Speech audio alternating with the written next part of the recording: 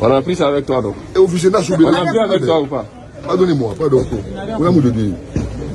Sur instruction du parquet général de Conakry, une fouille inopinée menée le mardi 10 février 2026 à la maison centrale de Conakry a permis la découverte d'un important réseau d'objets prohibés à l'intérieur de l'établissement pénitentiaire.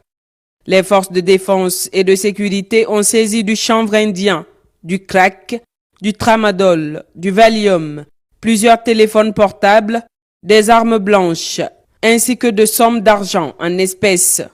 Selon les premières investigations, certains détenus coordonnent depuis leurs cellules diverses activités criminelles à l'extérieur, notamment des arnaques via de faux comptes sur les réseaux sociaux, des faits de harcèlement, des vols d'identité, du trafic de drogue et d'autres actions organisées en réseau.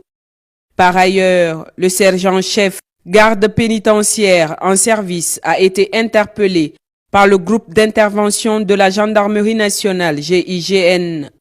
Il a été surpris en possession d'un sac contenant une somme importante d'argent, des substances psychotropes, notamment du chanvre indien et du crack, ainsi que plusieurs téléphones portables et divers objets prohibés. On a pris ça avec toi donc. Et officier n'a On a pris avec toi ou pas?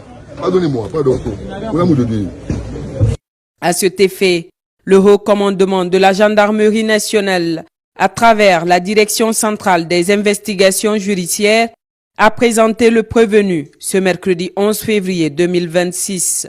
Les premiers éléments de l'enquête mettent en lumière une complicité de certains agents pénitentiaires. C'est notre complicité des gardes. Les investigations se poursuivent afin d'identifier l'ensemble des ramifications internes comme externes. Au-delà des interpellations déjà effectuées, c'est toute la chaîne de responsabilité qui est désormais passée au crible. Pour les autorités, l'objectif est clair: assainir durablement le milieu carcéral, restaurer la crédibilité de l'administration pénitentiaire et garantir que les établissements de détention ne puissent plus servir de base arrière à des activités criminelles, mais plutôt la facilitation d'une réinsertion sociale des détenus. Les autorités restent fermes sur la poursuite de ces opérations dans tous les centres pénitentiaires du pays afin de garantir la sécurité de la population. Si ces faits sont confirmés, ils révèlent une réalité troublante. Une prison transformée en centre d'activité criminelle avec des complicités internes. Mais une question demeure. Pourquoi cette vaste opération intervient-elle précisément dans un climat déjà explosif autour du transfert de Toumba? Simple coincidence sécuritaire. Ou révélateur d'un dysfonctionnement plus profond?